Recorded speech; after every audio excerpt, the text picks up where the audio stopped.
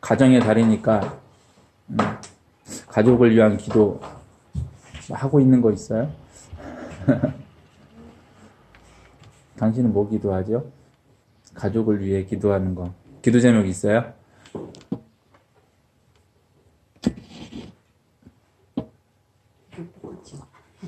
특별히 하고 있는 거는 없고 그냥 하는 기도, 우리 아이들을 위한 기도, 뭐 우리 가족의 건강을 위한 기도, 뭐 그런 거겠죠? 생각해 보면 특별한 거 우리가 원하진 않는 것 같아요. 건강을 위해서 기도한 게 뭐 기본이겠고, 또 그게 또 어떻게 보면 우리 인생 가운데 가장 중요한 기도 제목 가운데 하나이기도 하고, 또 아이들이니까 또 자라가는 가운데 있어서 잘 배우기를 위해서 기도하고, 예, 뭐 미래를 위해서, 진로를 위해서 기도하는 게 또 이렇게 따라가는 것 같습니다. 부모된 우리로서는 또 아이들을 잘 양육할 수 있도록, 또 재정적으로나 또 건강을 또는 지혜를 아이들을 이렇게 지도할 때에 지혜롭게 할 수 있도록 해달라고 또 기도하는 내용도 따라가는 것 같고요. 결과적으로 보면 우리가 이제 잘 그냥 평범한 우리 도덕책 시간에, 어렸을 때 도덕책 시간에 봤던 또 그런 가정의 모습을 상상하면서 기대하면서 하나님께 특별한 어려움 없이 혹 있다면 이겨낼 수 있도록 하나님께 기도하는 게 우리의 기도 내용인 것 같아요. 근데 그렇게 생각하고 나면 우리가 어렸을 때 도덕책 안에서 보았던 그냥 평범한 가정의 모습이, 아빠는 회사 출근하고 엄마는 집에서 또 아이들 이렇게 보살피고 전업주부로서 생활하고, 아이들은 뭐 때로 혼나긴 하지만 아빠 엄마와 함께 행복하게 개구지게 뭐 이렇게 잘 노는 게 쉽지 않은 거구나, 이게 그 평범한 것이 정말 어려운 거구나 하는 생각을 해보게 됩니다. 백조가 물 위에 떠 있을 때 발을 많이 움직인다고 하잖아요. 오리인가요? 어떤 그런 것처럼 정말 부지런히 움직여야만 우리의 가정이 평온하게 안전하게 나갈 수 있겠구나 하는 생각을 다시 해보게 됩니다. 그래서 특별한 것이 정말 특별한 게 아니라 그 세잎 클로바처럼 행복이 사실 평범한 것이, 지천에 널려 있는 것이 우리에게는 사실 특별한 것이다, 우리가 원하는 것이다 하는 생각도 해보게 돼요. 어쩌다가 우리는 이렇게 서로를 위해서 힘쓰고 서로를 위해서 기도하고, 그 정말 좋은 모양이라고 할 수 있는 평범함, 평온함을 위해서 기도도 하고 기대하는, 힘써주는 가족이 되었을까 생각해 보면, 부모님이 낳아주셔서 부모님과 가족을 이루었고 이제는 우리가 부모님이 되었잖아요. 그래서 또 새로운 가족을 우리가 이루었습니다. 사실 치밀한 계획을, 저는 그랬어요. 치밀한 계획을 세운 것은 아닌데 생각한 것보다 생각한 것과는 다른, 너무나 다른 감정들, 결과물이 그리고 복잡하게, 생각했던 것보다 더 복잡하게, 그리고 제가 조정할 수 있는 것들이 별로 없는 그러한 결과물이 바로 가족, 지금의 가족이지 않은가 싶어요. 뭐 이러지 않겠어? 저러지 않겠어? 라고 생각했는데 막상 가정을 이루고 아이를 낳아보니 생각했던 것과는 너무나도 다양하고 진하고 깊은, 그 커피 광고에 보면 그 뭐 깊은 커피의 맛이라 그러는데, 깊은 가족의 맛을 느끼게 되는 것 같아요. 맛을 봐야 알죠. 그 찍어서 맛을 봐야 아냐 그러는데 가정은 그런 것 같아요. 향으로만, 옆에서 향으로만은 그 깊은 맛을 느끼지 못하는 것 같아요. 가족됨에 대해서 아이들은 부모가 일방적으로 다 했기 때문에 선택권이 없기도 했고, 또 부모들은 이 정도일 줄 몰랐다는 점에서 그 가족의 의미, 가족의 맛을 그 깊이 정확히 알지 못하는 것 같습니다. 그래서 우리는 그 TV 프로그램 제목처럼 어쩌다 가족이지 않나 싶어요. 예, 정말 그 설계자가 설계해서 딱 만들어낸 그 모양이 아니라 던졌더니 이렇게 나오는, 어쩌다 우리는 가족이 되지 않았나 생각이 됩니다. 어쩌다 가족이 되었지만 너무나 끈끈하고 사랑으로 하나 된 관계임은 우리가 몸으로 체험하고 있죠. 우리의 삶으로 체험하고 있습니다. 우리는 부인할 수 없어요. 어떻게 보면 어쩌다 가족이 되었지만 그러한 면에서 정말 생각지 못한 큰 사랑, 보물 창고 안에 빠진 것은 아닐까 하는 생각이 들기도 합니다.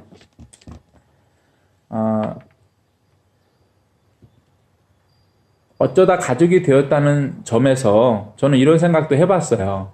우리는 그 방송 같은 데서 이렇게 들었을 수도 있는데, 우리는 그 던져진 존재들의 모임이지 않을까. 가족이라는 것이.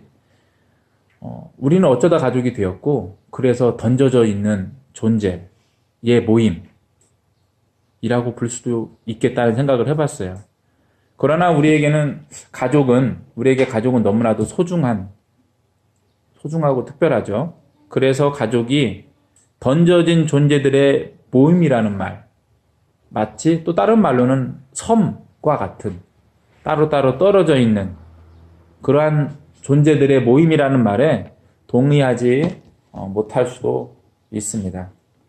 동의하지 못합니다. 마치 사춘기 소년의 그 고뇌와 같은 던져진 존재인다.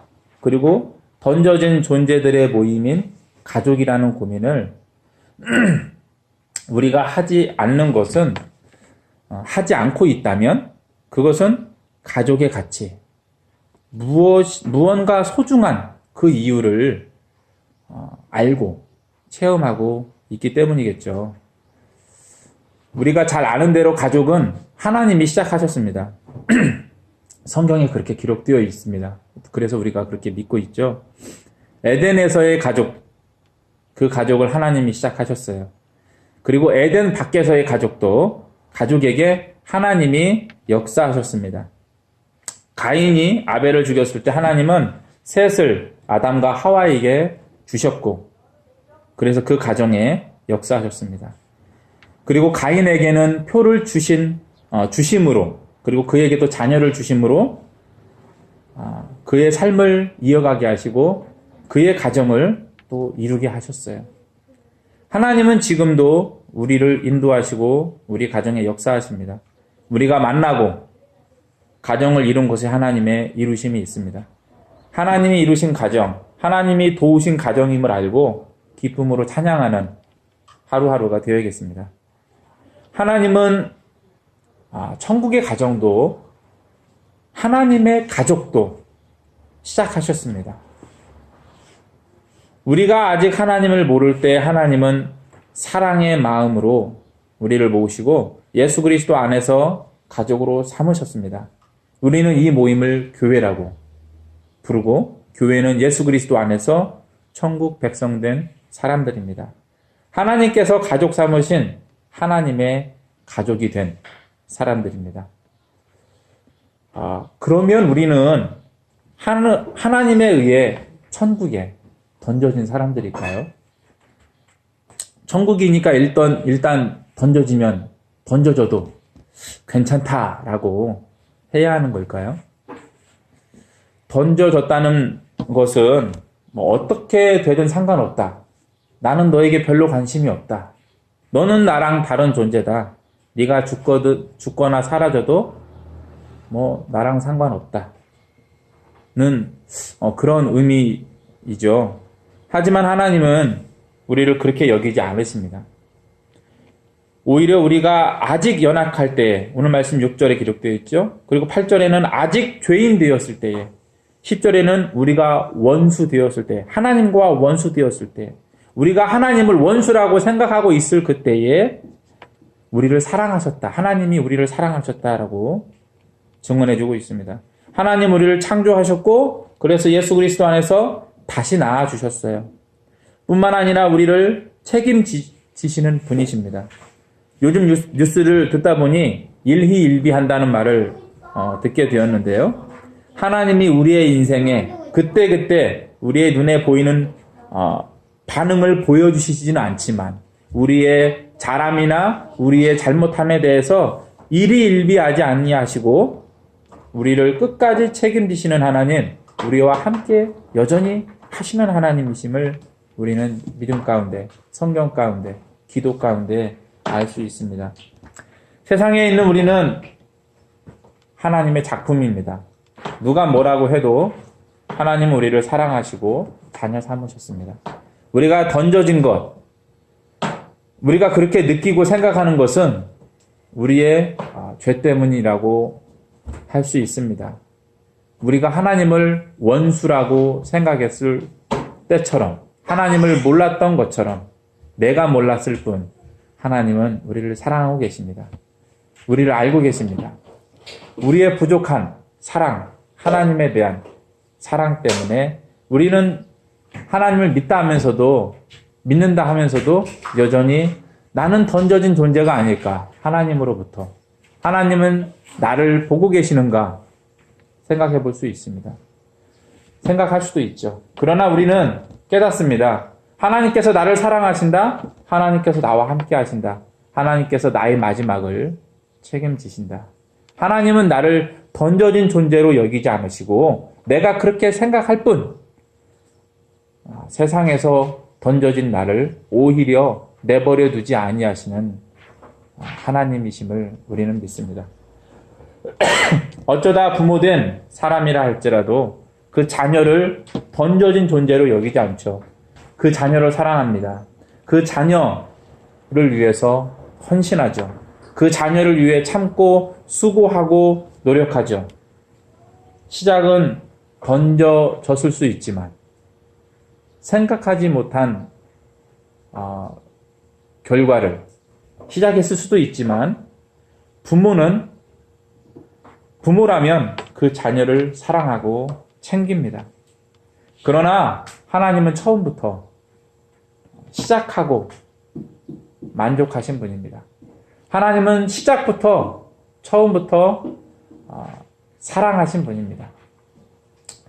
창조 때에 사람을 만드신 하나님의 마음을 성경은 이렇게 기록하고 있습니다. 심히 좋았더라. 예수님이 오심에 대해 천사들은 지극히 높은 곳에서는 하나님께 영광이요 땅에서는 하나님이 기뻐하신 사람들 중에 평화로다 라고 선포했습니다. 예수님은 자신이 세상에 온 것은 복음을 전파하기 위함이라고 또 말씀하셨습니다. 이러한 하나님의 역사 보살피심을 사도 바울은 오늘 말씀 6절에 우리가 아직 연약할 때의 기약대로 예수 그리스도께서 경건하지 않은 자들을 위하여 죽으셨다. 우리가 아직 죄인 되었을 때에 그리스도께서 우리를 위하여 죽으심으로 하나님께서 우리에 대한 자기의 사랑을 확증하셨다. 곧 우리가 원수 되었을 때에 그의 아들의 죽으심으로 말미암아 하나님과 화목하게 되었은즉 화목하게 된 자로서는 더욱 그의 살아나심으로 말미암아 구원을 받을 것이니라고 증언했고 이 믿음에 대해서 우리는 아멘으로 동의합니다. 자식은 던져졌다고 고뇌할 수 있습니다. 그러나 부모는 동의하지 못합니다.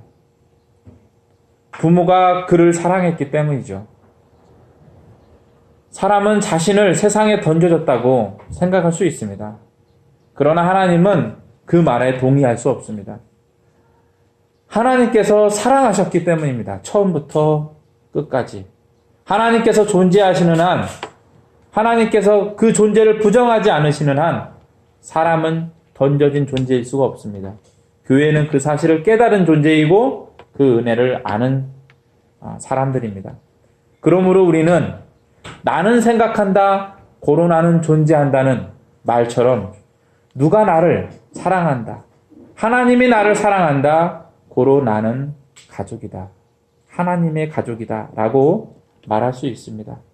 핏줄로만 가족이 되는 것이 아니고 사랑으로 가족이 되기 때문입니다.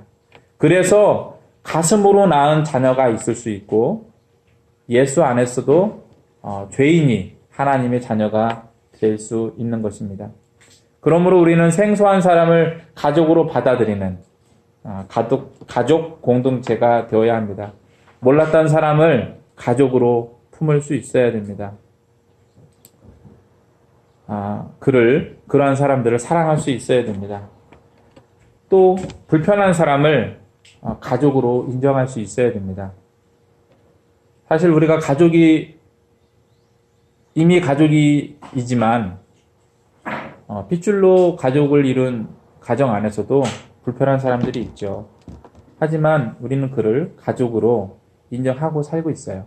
마찬가지로 하나님 안에서 가족된 하나님의 가정 안에서도 그 불편함을 무릅쓰고 인정하고 가족임을 또한 인정해야 됩니다. 그러므로 우리는 7번씩 70번이라도 용서하고 품을 수 있는 자세가 교회 안에서 준비되어 있어야 합니다. 그곳이 가정이고 예수님이 말씀하신 교회이기 때문입니다. 혹 멀리 떠날 수도 있고 거리를 둘 수도 있겠지만 그러한 행동은 모두 미움이 아닌 사랑에 기초해야겠죠. 우리가 평소 가족에게 했던 것처럼 우리는 그렇게 계속 사랑해야 합니다. 여러분들이 가지고 있는 제가 가지고 있는 가족을 위한 기도 제목들이 모두 다 이루어지기를 축복합니다. 모두 건강하고 모두 잘 자라고 하는 일들이 잘 되기를 축복합니다. 그래서 그 가정 안에서 여러분들이 기쁘고 행복하기를 원합니다. 하나님께서 그분의 가족을 위한 의지를 가지고 계심을 또한 기억하시길 바랍니다. 그 안에서 하나님의 가족 안에서 하나님의 가정 안에서 사랑을 배우고 그 안에서 또한 평안하시길 바랍니다. 하나님께서 나를 사랑하심을 오늘도 알고 그 사랑으로 또한 살아가는 여러분 되십시오. 기도하시겠습니다.